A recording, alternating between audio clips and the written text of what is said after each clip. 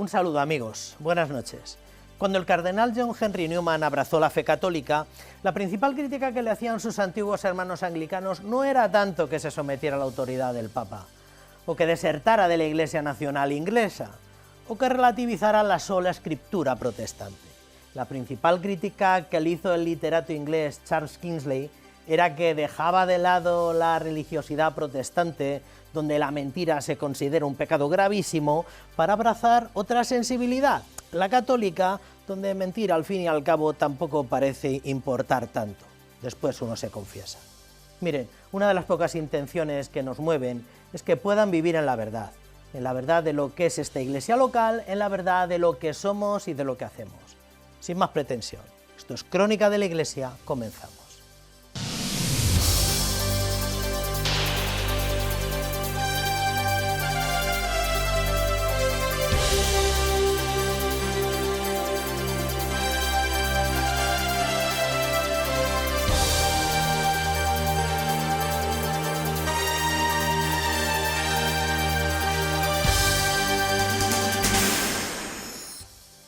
El señor arzobispo celebró finalmente el encuentro de oración por la paz del mundo que él mismo había convocado el pasado sábado a las 6 de la tarde en la parroquia del Buen Pastor. Se trataba de vivir en comunión espiritual los mismos sentimientos e intenciones del Santo Padre, que celebraba una vigilia de oración en la Basílica Vaticana a esa misma hora.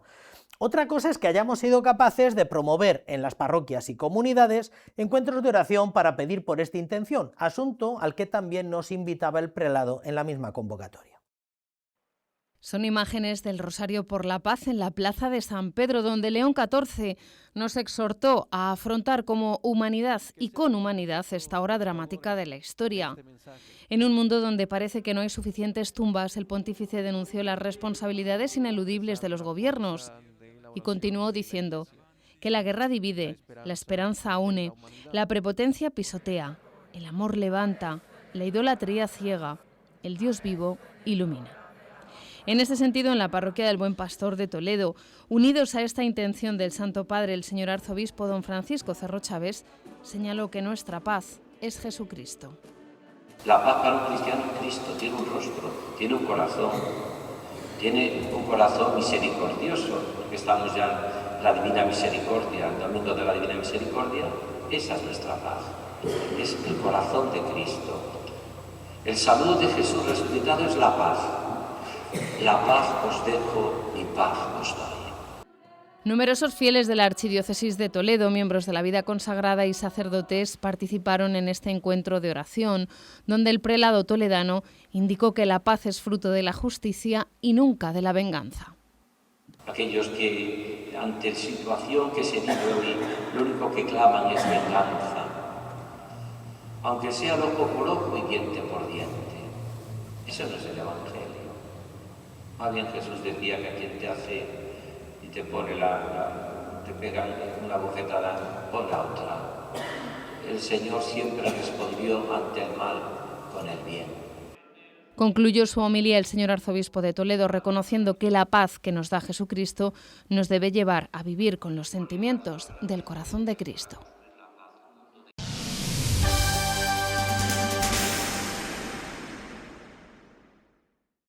Y el pasado sábado también, cerca de 30 miembros de Confer Toledo, acompañados por el vicario diocesano para la vida consagrada, disfrutaron de una jornada de convivencia y espiritualidad en Ávila. El eje central eran los dos grandes doctores, Santa Teresa y San Juan de la Cruz.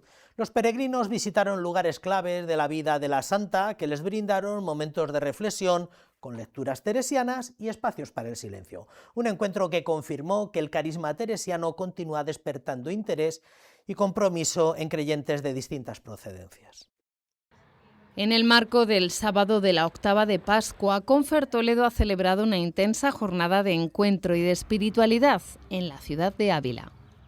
Siempre solemos hacer un día de convivencia visitando algún lugar interesante. El año pasado estuvimos en Guadalupe y este año hemos pensado venir a Ávila un poco por visitar los lugares teresianos y también de San Juan de la Cruz. Cerca de 30 religiosos de la Archidiócesis de Toledo, acompañados por el provicario general y vicario para la vida consagrada, don Raúl Muelas, viajaron hasta la ciudad amurallada en una jornada que comenzó con la visita al convento de la Encarnación, conociendo la historia y el carisma teresiano en el Museo del Monasterio de la Conversión. Después se trasladaron al CITES, la Universidad de la Mística de los Carmelitas Descalzos, donde tendremos en primer lugar una Eucaristía en la que don Raúl Muelas, como delegado de la vida consagrada que nos acompaña, nos presidirá una Eucaristía. Y luego comeremos ahí en la misma universidad y tendremos después de la comida una visita guiada a la universidad. Estamos en el Centro Internacional Teresiano Sanjuanista, que lleva ya 40 años funcionando, donde lo que se pretende es divulgar el espíritu de Teresa y de San Juan de la Cruz. Y nosotros, como Confer de Toledo, hemos pensado que podía ser estupendo venir aquí a este lugar donde están las raíces de Teresa de Jesús para seguir impregnándonos de su espíritu. Un día especial donde los consagrados toledanos renovaron su vocación bajo la luz de la herencia espiritual de Santa Teresa y San Juan de la Cruz.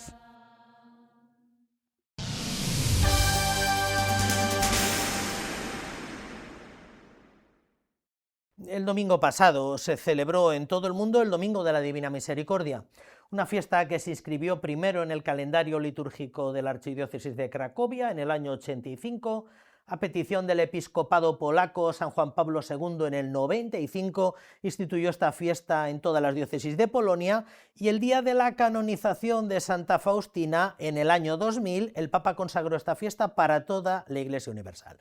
Aquí en la Archidiócesis son los miembros del Apostolado de la Divina Misericordia los que sostienen su más estricta difusión. La devoción a la Divina Misericordia tiene su origen en las experiencias místicas y las enseñanzas de Santa Faustina Kowalska, una religiosa polaca cuyas revelaciones han sido plenamente aprobadas por la Iglesia. El centro del mensaje, recogido detalladamente en el Diario de la Santa, subraya la confianza absoluta en Jesús y la práctica de la caridad. Hay unas gracias especiales prometidas por el Señor para precisamente esto, para dejarnos libres de todo sentimiento de culpa, de todo el peso, pues de hayamos hecho lo que hayamos hecho, de todos nuestros miedos, para liberarnos de todas nuestras vergüenzas, de toda esta carga negativa que probablemente conozcamos por experiencia, cada uno sabrá. En nuestra archidiócesis este movimiento surgió formalmente por el deseo de un grupo de laicos que solicitaron al señor arzobispo de Toledo la creación de una estructura diocesana para propagar esta devoción.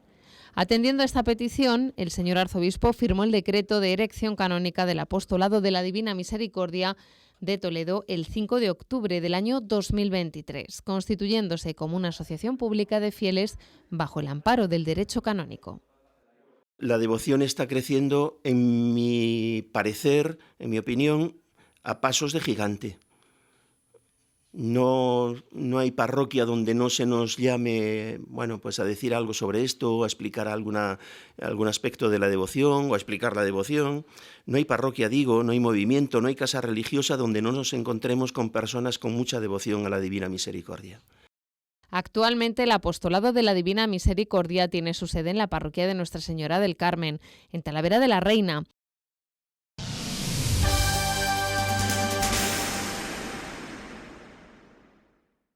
Y este sábado, 18 de abril, se celebra en Toledo la 11ª Fiesta por la Mujer y la Vida, un evento multitudinario coordinado por Cáritas Diocesana de Toledo junto a la Delegación de Familia y Vida, que tiene como fin promover una cultura que proteja la vida humana desde su concepción. Todo lo recaudado se destinará íntegramente al Proyecto Mater, que es la respuesta de la Iglesia de Toledo al asunto del aborto. Un programa que ha hecho posible el nacimiento de 150 bebés y la atención a 277 mujeres, un tema que parece incomodar mucho al progresismo actual. El Salón de Concilios acogía la presentación de la 11ª Fiesta por la Mujer y la Vida, que se celebrará este sábado 18 de abril en Toledo. El acto ha estado presidido por el señor arzobispo don Francisco Cerro Chávez. Este evento, que es uno de los más multitudinarios que se celebran en la Archidiócesis de Toledo, donde todos los fondos que se recauden serán para Proyecto Mater, que coordinado por Cáritas Diocesana ha logrado que nazcan 149 bebés desde el año 2015. Nuestra labor va más allá de la ayuda material. Brindamos un acompañamiento profesionalizado que incluye apoyo emocional y psicológico, acompañamiento espiritual y asistencia en necesidades básicas. Ante la realidad del aborto que se presenta en nuestro país, el balance del proyecto Mater busca ser un rayo de esperanza. Cifras que son el contrapunto al récord histórico de más de 106.000 abortos en 2024 en nuestro país, donde detrás de cada número hay una historia, tal y como ha reconocido esta mañana el vicario de Laicos, Familia y Vida. Don Enrique del Álamo ha asegurado que esta jornada es mucho más que un evento benéfico. Su valor está en que es un acto de presencia pública. Porque salimos a la calle para recordar algo fundamental, que la vida humana es un don, que la vida humana es un regalo que debemos cuidar, que debemos proteger desde su inicio hasta su fin natural. En un contexto social donde la vida, especialmente la más vulnerable, tantas veces es cuestionada o descartada, esta fiesta se convierte en un testimonio necesario, un testimonio sereno pero firme. La fiesta comenzará a las 5 de la tarde con la marcha por las calles del casco histórico de Toledo para acabar en la plaza del Ayuntamiento, donde se leerá el Manifiesto por la Vida a cargo de trabajadores de Proyecto Mater. A las 6:30 será la Eucaristía que presidirá el señor arzobispo de Toledo en la Catedral Primada y donde bendecirá a las madres embarazadas, y a las 7:30 llegará la gincana familiar y el concierto de Nico Montero en la plaza del Ayuntamiento, donde habrá también un bar solidario y un mercadillo.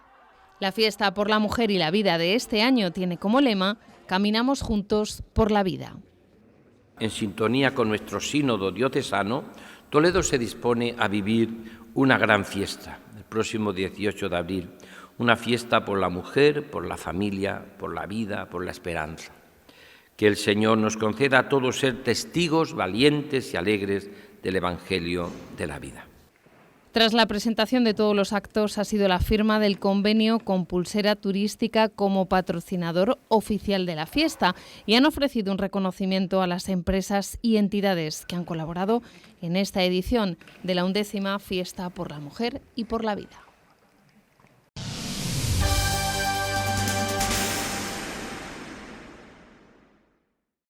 El Salón de Concilios del Arzobispado de Toledo presenció el segundo pregón de las glorias de la ciudad, un acto que marca el inicio de un tiempo especialmente significativo para la ciudad de Toledo y sobre todo para sus hermandades y cofradías. Fue pronunciado por el canónigo don Juan Miguel Ferrer, que puso en valor la riqueza de las tradiciones toledanas reflejadas en romerías, en fiestas y en celebraciones de distintas advocaciones. Con este acto se da inicio a algo con no demasiado arraigo en la ciudad, que es el intento de enmarcar todas estas celebraciones en un nuevo ciclo, en un nuevo calendario denominado Glorias. Por segundo año consecutivo, el pregón de glorias ha supuesto la puerta de entrada a este tiempo de Pascua que estamos viviendo. El Salón de Concilios acogió este acto que quiere ser además punto de encuentro para la veintena de cofradías y hermandades de gloria de la ciudad de Toledo, que conservan un legado transmitido de padres a hijos y que supone también una identidad para la ciudad de Toledo. Hablar de las vírgenes de gloria y de los santos de gloria en Toledo es hablar de historia viva, de calles que se llenan de aroma, a flores y a cera, de campanas que anuncian fiesta, de miradas que se elevan buscando consuelo y esperanza.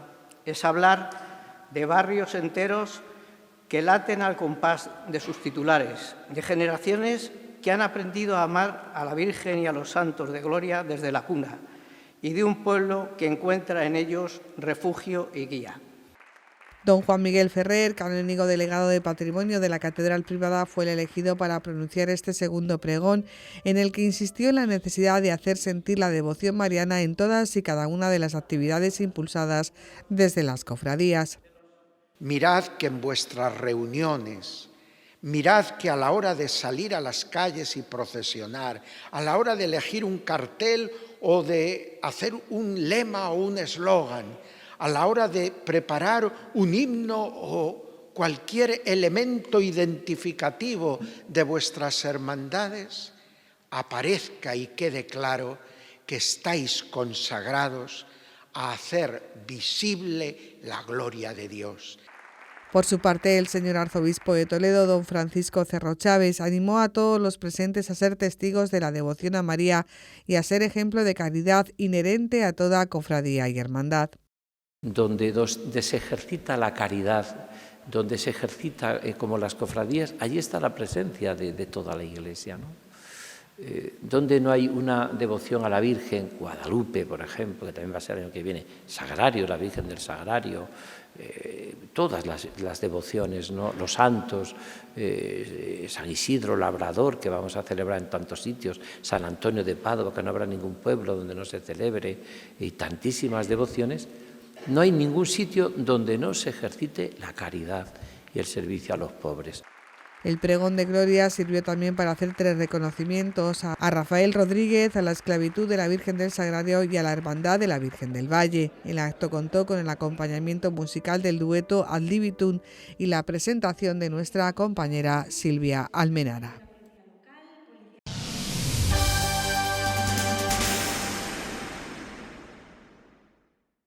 Del amplio catálogo, del amplio abanico de carismas en la vida consagrada que posee la Archidiócesis de Toledo, hay uno que acaso sea conocido por los feligreses de la ciudad, que son las pías discípulas del Divino Maestro, pero probablemente no del todo conocido para feligreses o pertenecientes del resto de la Archidiócesis, del resto del territorio diocesano. Esta noche, para hablar de este carisma, del carisma paulino, de las pías discípulas del Divino Maestro, tenemos el privilegio de tener con nosotros a su superiora general recién venida de Roma, que no es otra que Bernardita Meraz Sotelo. Bernardita, buenas noches. Sí, muchas gracias por la invitación. Es un honor poder hablar de nuestra congregación a través de este medio. Gracias. Claro. ¿De dónde eres, Bernardita? Yo soy de Chihuahua, México. México. Uh-huh. ¿Y cómo era tu familia? ¿Cómo era la familia en la que creciste, Bernardita? Sí, mi familia es una familia de mucha fe, una familia grande. Somos 12 hijos. 12. Ajá. Aparte de mi papá y mi mamá, así que éramos un gran equipo de 14.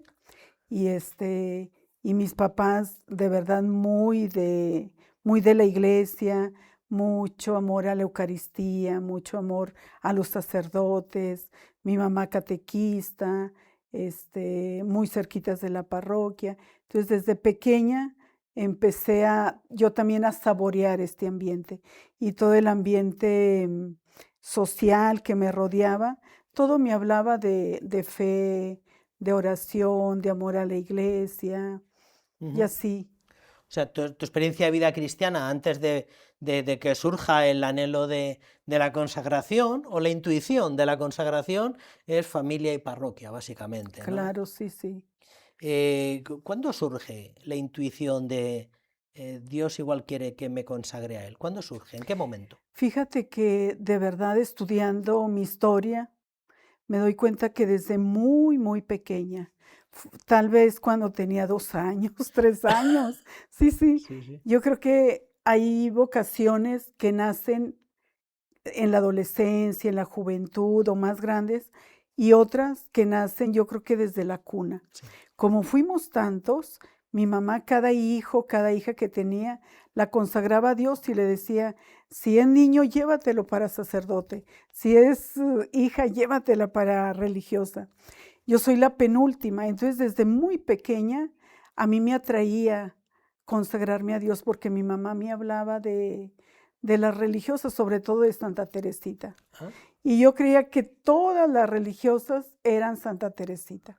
Entonces era mi ilusión consagrarme a Dios y de hecho hice la primera comunión a mis 5 años porque me encantaba todo lo de la iglesia.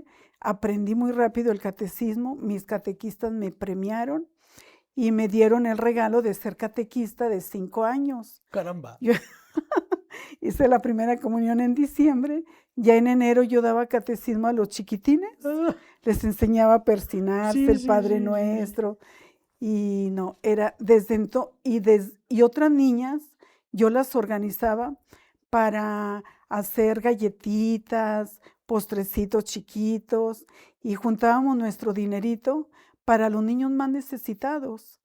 Entonces, desde muy pequeña yo me viví en este ambiente y mi único deseo era ser monja. ¿Y cuándo lo ve con nitidez? ¿Cuándo lo intuye como algo muy claro, capaz de verbalizarlo a los demás, de decirlo en casa? ¿Cuándo lo ve? Como te decía, fue todo un continuo, Sí. sin interrupción, yo diría. En la escuela mi opción siempre era por la parte más religiosa, por la parte de más de los valores. De hecho, mis amigas me siguieron, entramos como 12 de mi escuela. Caramba. Y entonces, cuando ya me vine, yo soy de Chihuahua y en aquel tiempo, entonces una de las vecinas nuestras ya era religiosa de las pías discípulas del Divino Maestro. Pero en aquel tiempo no había autoestrada. Yeah. Entonces, los caminos eran caminos de terracería. Sí. Se hacían 38 horas de Chihuahua Claro. a la Ciudad de México. Y entonces yo me vine con grande fe hasta la Ciudad de México cuando tenía 14 años. Con 14 años. 14 años. Y luego ahí en México eran un grupo de aspirantes, como de 50, 60 éramos. Y ahí nos dijeron que de Roma, porque la casa central está en Roma, entonces que tenían que elegir de esas 50 jóvenes a 2 para ir a Roma. Por supuesto que yo no me imaginaba que era yo, porque todas decíamos se llevarán a las más inteligentes, las más buenas, las más súper. Entonces yo decía, no, seguro, yo no. Y en cambio otra compañera y yo, tenía 16 años cuando fui a Roma. Caramba. Como postulante y ahí hice mis primeras etapas de formación. Pero así públicamente se puede decir que fue todo un continuo. La gente sabía que yo quería ser religiosa. Cuando yo me vine, también dijeron, no, ya ella era para eso. Ajá. O sea, que no hubo ni que decirlo en casa, ¿no? En casa lo intuyeron y Sí, simplemente la providencia siguió su curso. de verdad que sí, en mi caso sí. Y la providencia puso en su vida una pía discípula del Divino Maestro, que era vecina, que le hizo ir a Ciudad de México. Que es cuando las conoció, ¿no? Cuando las conoció Exacto, como sí. verdaderamente... ¿Cómo recuerda? ¿Qué fue lo primero que le impresionó? ¿O qué fue lo primero que le gustó? Exacto, lo primero que me impresionó es cómo estas madres se dedican a la adoración, que tienen y tenemos como centro la vida eucarística, la adoración. Lo primero que cuando llegamos a la comunidad, a la primera parte que me llevó fue a la capilla. En aquel tiempo nuestras hermanas vestían un manto azul, estaban 2 y yo pues tenía 14 años. Veo a estas 2 hermanas, madres religiosas, a mí me parecía de estar en el cielo. Y yo decía en mi corazón, aquí es mi lugar. Entonces algo que me enamoró fue verdaderamente el amor a Jesús Eucaristía, con la adoración. Después al pasar de los días, conocí que también nosotras como pías discípulas tenemos en nuestro corazón el orar, el ofrecer por los sacerdotes y también inventar hacer algo por los sacerdotes y la liturgia. Entonces son estas 3, la unidad de nuestra misión, la Eucaristía, el sacerdocio y la liturgia. De manera que marcha a Roma con 16 años, me dice. ¿Y cuándo hace votos? ¿Desde cuándo A los 19 años. A los 19 sí, años. Sí. ¿Y desde entonces ha estado dónde? Estuve ahí en Roma, llegué el 72, me regresé a México el 81 y estuve en México 42 años. Anda. Sí, toda una vida. Sí. Y ahora regreso a Roma. Y viene siendo superiora general desde hace unos cuantos meses solamente. Sí, en realidad son ya casi 3 años. ¿Casi 3 años? Sí. Lleva ya de superiora general.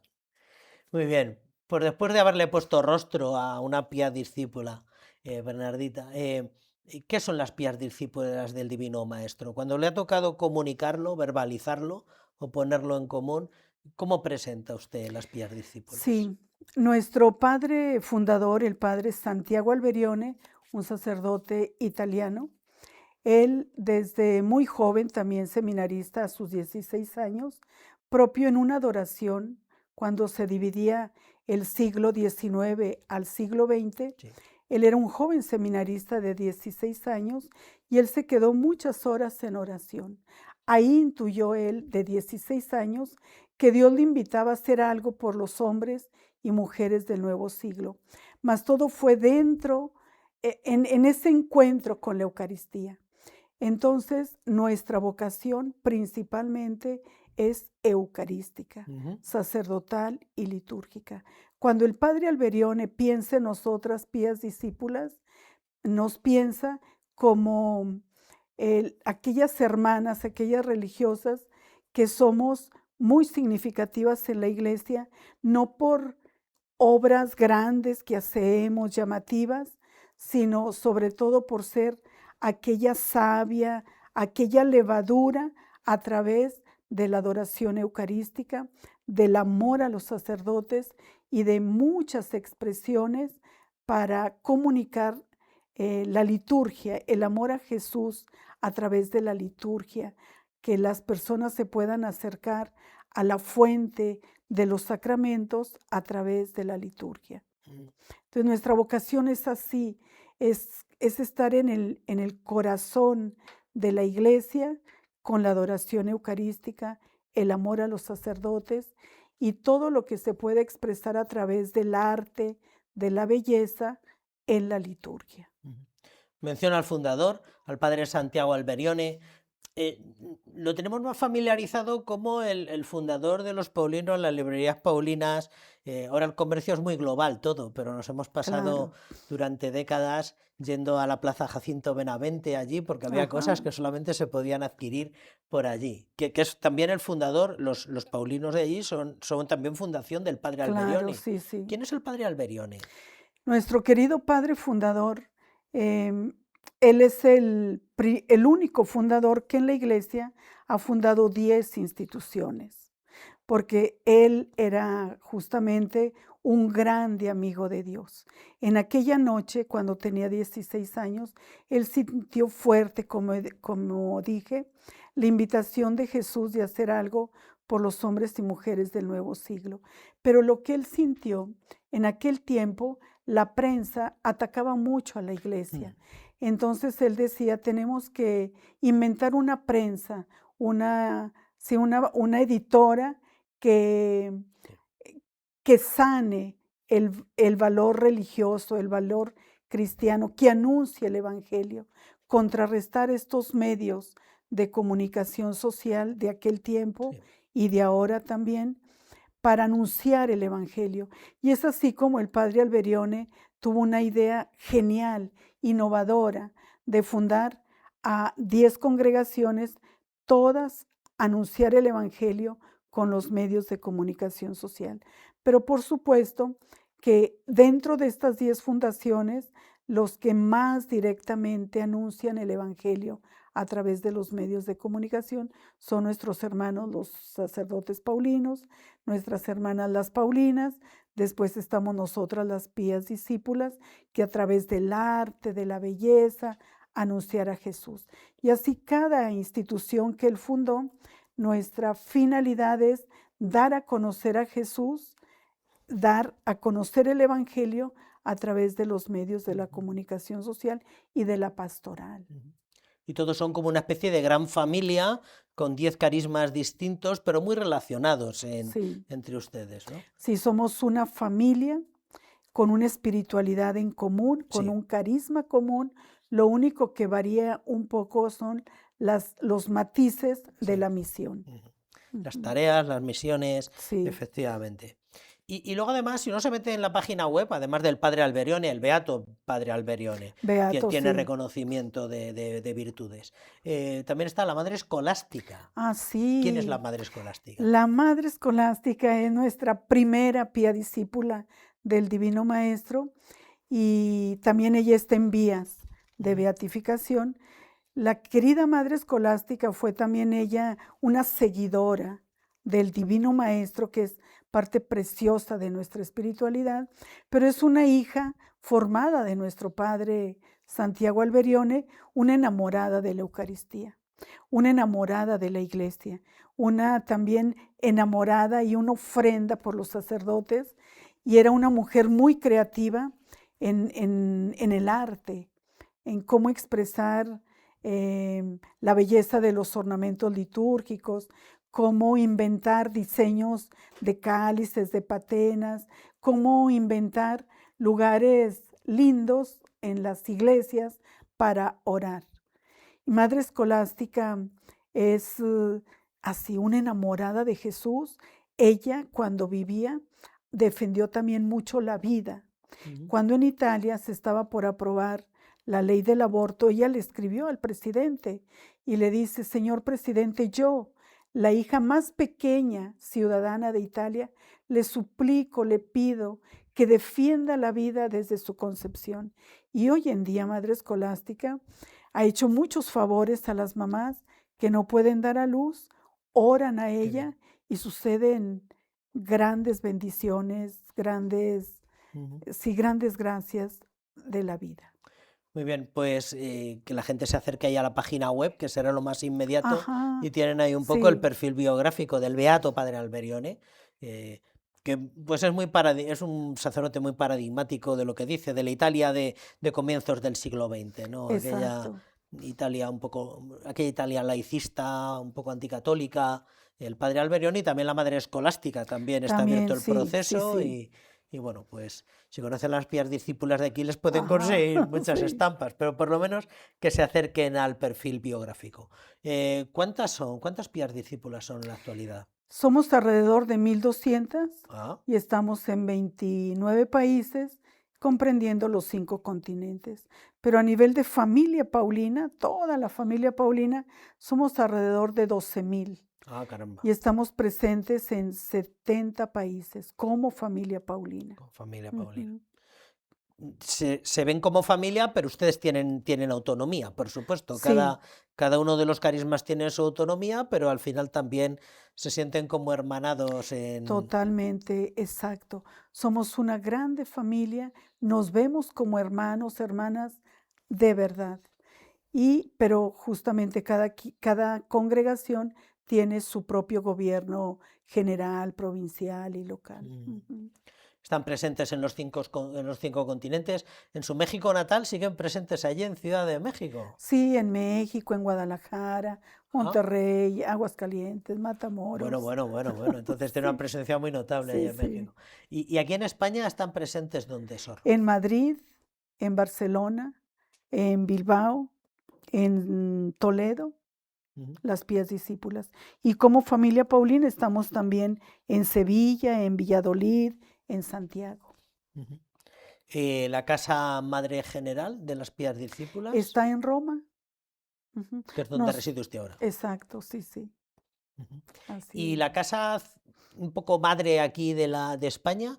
¿España es provincia o como...? Es delegación. Es una delegación. Sí. La casa madre de aquí está en Madrid. Está en Madrid. Ajá. Y de ella dependen Barcelona, Bilbao, Toledo y Madrid mismo, exacto, ¿no? Sí. ¿Desde cuándo llevan aquí en Toledo, Sor?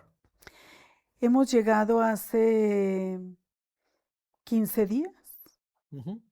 Las pías discípulas. Las pías discípulas. Las pías discípulas, perdón, en el 1995, ya 31 años. Siempre en la parroquia Santa Teresa. Exacto, sí. Se las reclamó allí con el comienzo del templo y de la actividad pastoral en torno al templo, pues fue cuando se reclama la asistencia de unas religiosas. Sí.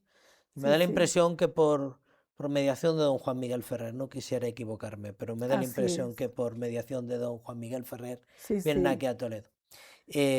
Muy bien. ¿Y cómo se puede participar del carisma? ¿O cómo se puede sentir uno hermanado con las pías discípulas o con la familia paulina? Tienen una pestaña en su página web que lo llaman los amigos del Divino Maestro. ¿Qué son los amigos del Divino Maestro? Son laicos, hombres y mujeres, que quieran enriquecer su vida tomando de la fuente de la Eucaristía, aprendiendo y formándose, a gustar también de la riqueza de la liturgia, es decir, como saborear la palabra de Dios, acercarse con más conciencia a la Eucaristía de todos los días y también, por supuesto, ser anunciadores del Evangelio en sus familias, en su trabajo, que sientan que su ser de bautizados tiene una misión, implica una misión y sobre todo eso, vivir de la Eucaristía celebrada, de la Eucaristía adorada y de la Eucaristía compartida con los más necesitados. De hecho, los amigos del Divino Maestro en el mundo son muchísimos, son el mayor número. Claro. De hecho, una cosa muy bonita, en China son más de 100, que les llamamos también cooperadores paulinos. Cooperadores paulinos. Y en China, obviamente, no está la adoración. No. Entonces van casa por casa, sobre todo donde hay cristianos, y dan una palabra, una consolación a los enfermos. Y en China están sucediendo milagros de estos cooperadores paulinos. Y en otros países ayudan mucho a los sacerdotes, ayudan también en la construcción de templos, ayudan también a las personas migrantes, a los pobres. Hay una dimensión social muy grande para vivir la Eucaristía en la parte social, en la parte de la pastoral de la Eucaristía, después de haberla celebrado y adorado. Y eso se puede, un laico que se sienta un poco atraído por el carisma, pues puede vivir su compromiso laical, ¿verdad? Claro, y vincularse un poco a la familia paulina en general Sí. y a ustedes en particular a través de esto que se llaman los amigos del Divino Maestro, O ¿no? cooperadores paulinos. O cooperadores Ajá, paulinos. Sí. Que ese nombre sí que lo había, es que me ha sorprendido lo de amigos del Divino Maestro. Sí. El nombre clásico era cooperadores, ¿verdad? Sí. El nombre anterior. Muy bien, ¿cómo se puede saber más de las pías discípulas del Divino Maestro? El que quiera saber más, ¿cómo Tenemos puede? nuestro sitio, basta poner pddm.org y ahí se presenta pues todo el abanico de dónde estamos presentes, qué hacemos, quiénes somos, las etapas de formación y sobre todo la fuente de donde nos nutrimos, que es de Jesús, Divino Maestro, de San Pablo. De hecho, el Padre Alberione, ¿por qué funda tantas congregaciones? Porque él era un amigo de Dios, del Divino Maestro, era nuestro Padre Alberione, pero también estaba enamorado del espíritu de San Pablo. Y él fundó a esta grande familia paulina con la gracia de Dios, porque sintió que toda esta familia podía ser San Pablo vivo hoy. Bueno, pues nada, dejamos la invitación, que los conozcan por la página web pddm.org y ahí viene un poco todo. Vienen los fundadores, Padre Alberione, la madre, y viene un poco unas pinceladas del carisma y viene un contacto para que todo el que quiera saber más, quiera conocerlas, para todo el que quiera acercarse a Madrid, pues para pactar un poco todo lo demás, ¿verdad? Muy bien. Pues nada más, Bernardita, muchísimas gracias. Es la primera vez que viene por Toledo. La primera vez, es uno de los grandes regalos haber venido. Después de varios años de superioridad general, ya estaba bien que pudiese venir por Toledo. Sí. Esperamos que no sea la última y que la próxima vez venga un poco más despacio para conocer un poquito más. Claro que sí. Aquí se las quiere, se las respeta. Don Francisco, nuestro arzobispo, siempre está muy agradecido con toda la familia paulina en general y con las pías discípulas en particular. Gracias. Y serán siempre muy, muy bien recibidas. Sí. Muchísimas gracias por su testimonio. Gracias a ti por darme esta preciosa oportunidad. Gracias.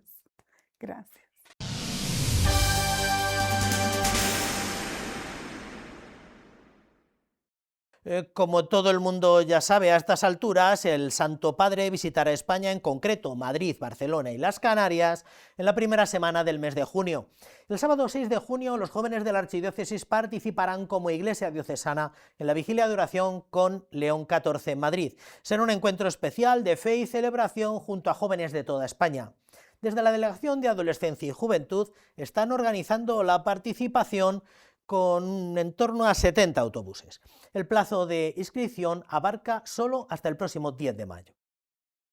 Se han confirmado algunos de los actos oficiales de la visita del Papa León XIV a España para el próximo mes de junio.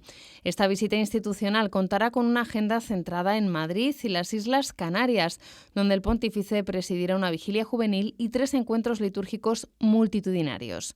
El anuncio oficial marca el inicio de los preparativos para una de las visitas más relevantes del año en nuestro país. El viaje tiene una doble perspectiva, ¿no? Tiene una perspectiva nacional, el Papa viene a España, y luego una perspectiva diocesana, en este caso para 4 diócesis, o mejor dicho para 5, ahora diré por qué, que es Madrid, que es Barcelona, que es Canarias y es Tenerife. Y digo 5 porque está previsto que el Papa visite Montserrat. El programa oficial se iniciará el sábado 6 de junio en la capital. Esta mañana está dedicada a visitas institucionales, al encuentro con los reyes, es posible que con el presidente del gobierno y por la tarde-noche, pues a las 8, si mal no recuerdo, será ese encuentro con jóvenes que será en la Plaza de Lima. Y entonces ahí, bueno, pues el Papa paseará con el Papamóvil para saludar y luego habrá pues ese encuentro de oración, ese encuentro pues para celebrar la fe y para fortalecernos en la fe. Durante la jornada del domingo 7 de junio, coincidiendo con la festividad del Corpus Christi, León XIV presidirá la Santa Misa por la mañana en el Paseo de la Castellana de Madrid. El altar estará ubicado en Cibeles y el Ayuntamiento de Madrid se va a utilizar como gran sacristía. Y luego después está previsto que después de la misa, como es la solemnidad del Corpus, la solemnidad en el calendario romano en España, nosotros celebramos el jueves en el rito hispano-mozárabe, pero es el domingo que luego el Papa se haga una mini procesión allí pues en torno al altar. No va a ser una gran procesión, ni siquiera es la procesión que hace la Archidiócesis de Madrid con el Corpus, pero por allí, de forma simbólica. La estancia en las Islas Canarias incluirá 2 actos multitudinarios distribuidos en las islas de Gran Canaria y Tenerife. El jueves 11 de junio el Estadio de Gran Canaria acogerá la Santa Misa durante la tarde. El cierre del viaje apostólico tendrá lugar el viernes día 12 de junio al mediodía, con la celebración de una última Eucaristía presidida por el Santo Padre en el puerto de Santa Cruz de Tenerife.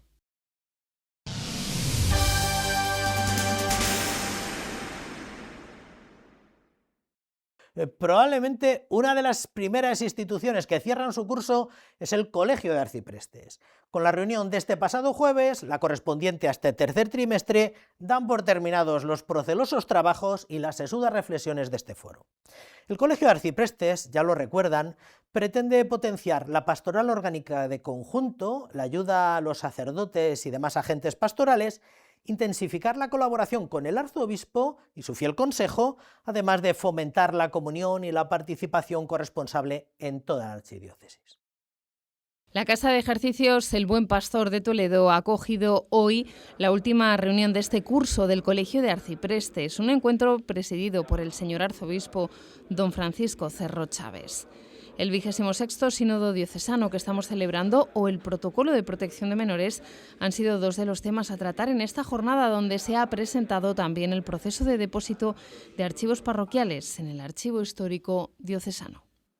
Un proceso que se está llevando ahora de depositar en el archivo diocesano los documentos de carácter histórico que están en las parroquias, porque a veces las parroquias no tienen los medios suficientes de custodia, de almacenamiento. Claro, nuestra diócesis es muy rica en patrimonio histórico, no es como una diócesis moderna. En algunos casos hay libros que son del siglo XVI, del siglo XVII, y eso para garantizar, por una parte, la supervivencia y por otra también para facilitarlos más y mejor a los investigadores.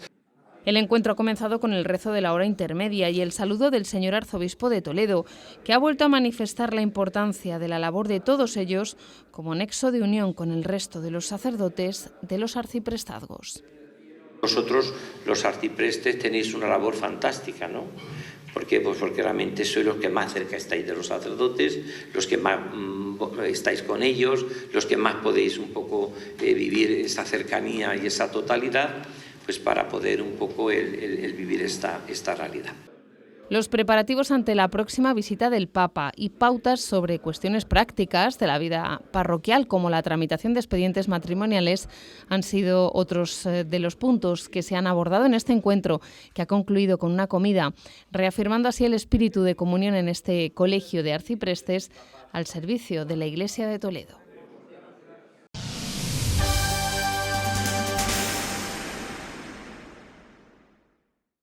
Del 13 al 23 de abril, el Papa León ha estado recorriendo 4 países africanos: Argelia, Camerún, Angola y Guinea Ecuatorial, en su tercer viaje apostólico.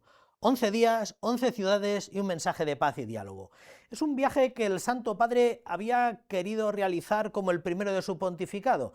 Es una visita eminentemente misionera, marcada por un programa muy intenso de encuentros con las poblaciones de un continente caracterizado por problemas y contradicciones, pero que es fuente de alegría y esperanza para todos los cristianos. Argelia, Camerún, Angola y Guinea Ecuatorial son los países que va a visitar el Papa León XIV, en el que es el tercer viaje de su pontificado. Un viaje esperado y deseado por él, donde en cada uno de los destinos a visitar tiene una clave personal y otra clave eclesial.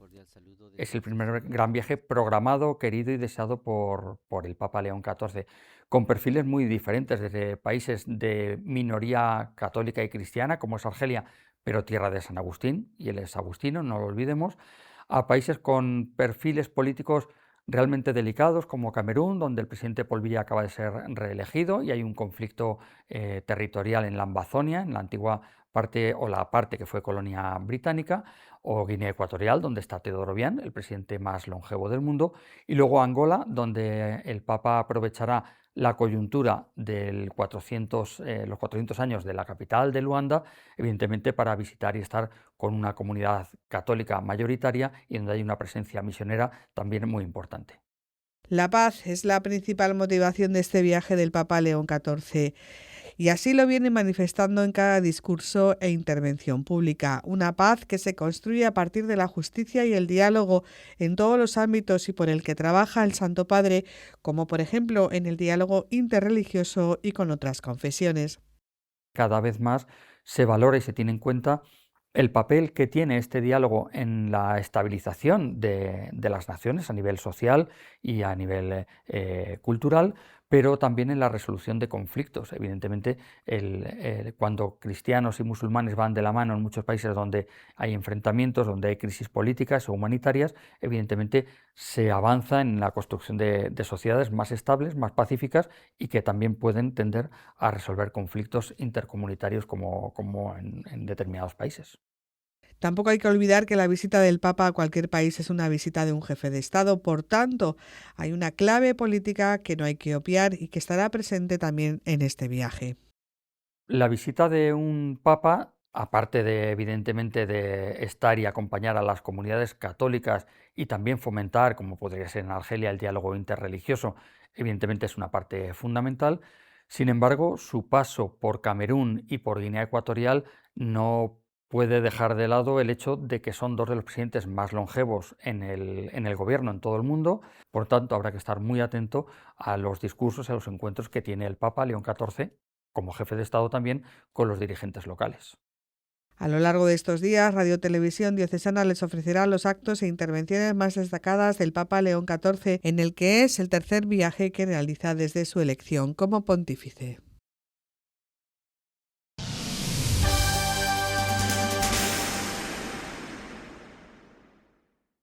Con ocasión del montaje de la gran exposición Primada, el trascoro de la catedral se está viendo notablemente afectado. Por esa razón, el Cabildo ha determinado que, hasta que ocupe su lugar en la citada exposición, la custodia de Arfe será trasladada a la sacristía para que pueda ser contemplada por todos.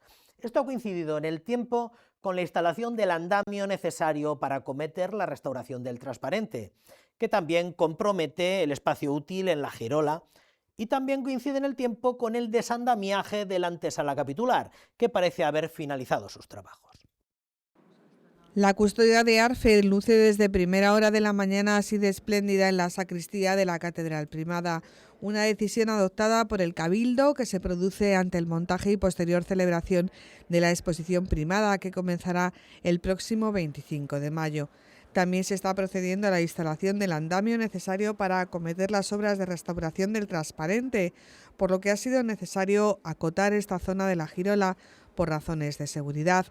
Además, el Cabildo ha comunicado que han finalizado los trabajos de restauración de la antesala capitular y de las pinturas de Juan de Borgoña que la decoran.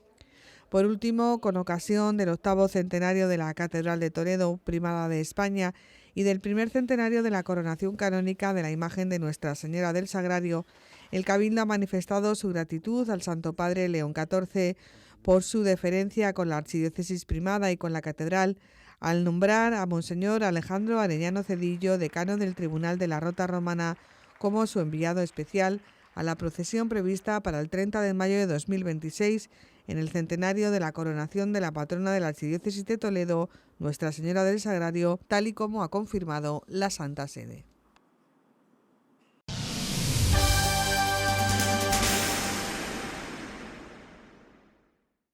La línea 105 por tantos, que el año pasado recorrió las distintas diócesis de España, vuelve este año con una próxima parada para seguir mostrando que la gratuidad de un pequeño gesto tiene un gran impacto en la vida de las personas con quienes compartimos la vida. La iniciativa, cuyo nombre hace referencia al número de la casilla de la Iglesia en la declaración de la renta, simula un viaje al corazón de la actividad eclesial en el entorno más cercano para descubrir que la Iglesia está ayudando en la vida a las personas con las que compartimos los barrios y las calles. Bajo el lema La Iglesia en 12 semanas, la Conferencia Episcopal Española propone un recorrido visual y profundo por las diversas dimensiones de su labor. Cada semana se dedica a un ámbito específico de la vida eclesial, desde la piedad popular y la familia hasta la educación, la protección de menores y la ecología integral. El objetivo es dar a conocer de forma clara y visual el trabajo que realiza la Iglesia en la sociedad española, permitiendo que los ciudadanos descubran cómo la Iglesia anuncia la fe y ejerce la caridad. Este proyecto se ha renovado este año incorporando contenidos multimedia más accesibles, como vídeos testimoniales de personas comprometidas con el Evangelio y cifras detalladas de la memoria de actividades. Entre las novedades más destacadas se encuentran los textos de los directores de las comisiones de la Conferencia Episcopal Española que explican la motivación espiritual de cada acción, y un nuevo podcast diseñado para difundir y apreciar cada uno de los temas tratados en estas 12 semanas. Es una apuesta por la comunicación digital para conectar con el testimonio de quienes viven al servicio de los demás. En paralelo se ha presentado la campaña de la renta titulada Línea 105 por tantos, próxima parada, que busca acercar la labor social y espiritual de la Iglesia mediante rutas de proximidad en todo el territorio. Esta iniciativa permite que los ciudadanos comprueben de primera mano el impacto real de su asignación tributaria, recordando que marcar la X no tiene coste económico para el contribuyente, pero sí un gran beneficio social. Hasta el 15 de abril los interesados pueden inscribirse en la web línea105portantos.es para participar en estas rutas diocesanas que se realizarán entre los meses de abril y junio. Un ejemplo del éxito de esta iniciativa se ha vivido ya en Málaga, donde los participantes visitaron centros de mayores que combaten la soledad, hogares de acogida para madres jóvenes y colegios diocesanos. Los rostros de esta campaña son personas reales que han comprobado que muchas de estas actividades dependen directamente de la generosidad de quienes marcan la casilla 105. Con esta transparencia, la Iglesia busca demostrar que su labor es un ejercicio de cuidado y justicia social que transforma el día a día de nuestros barrios y calles. Jamás pensé que había historias tan grandes detrás de una puerta.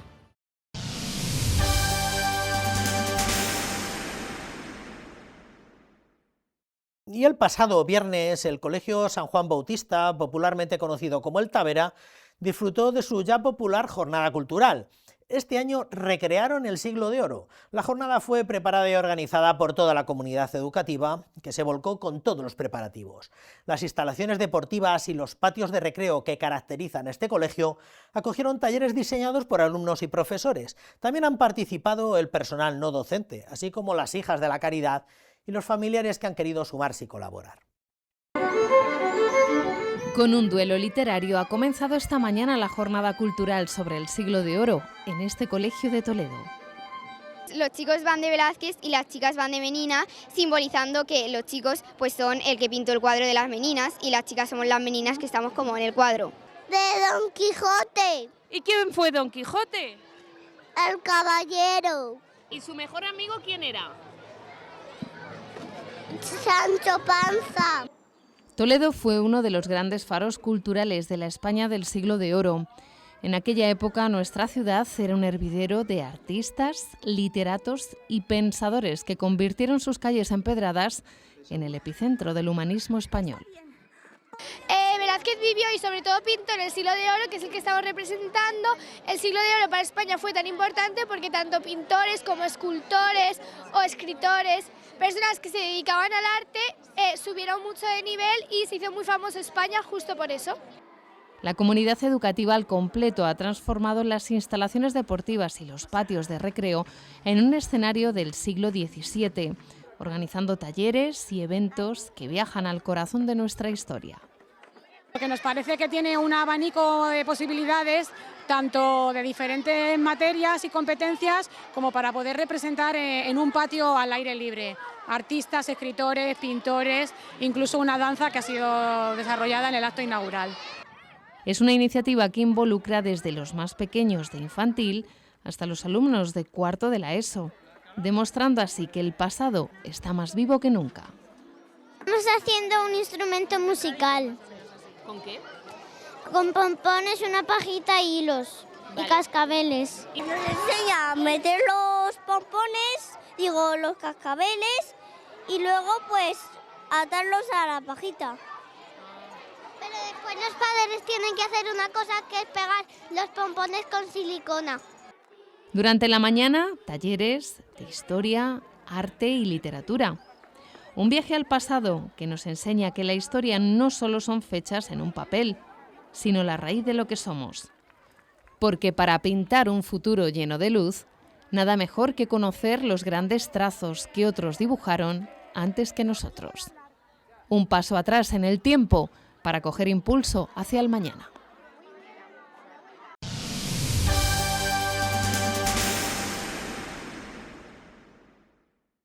Muy bien, pues hasta aquí esta crónica, en la que, como han visto, hemos repasado acontecimientos de esta última semana, segunda de Pascua. Les emplazamos a una nueva entrega de Crónica de la Iglesia ya para el próximo fin de semana. Les esperamos, como siempre, aquí, en el mismo sitio y a la misma hora. Que tengan una buena semana. Hasta entonces, que sean todos felices.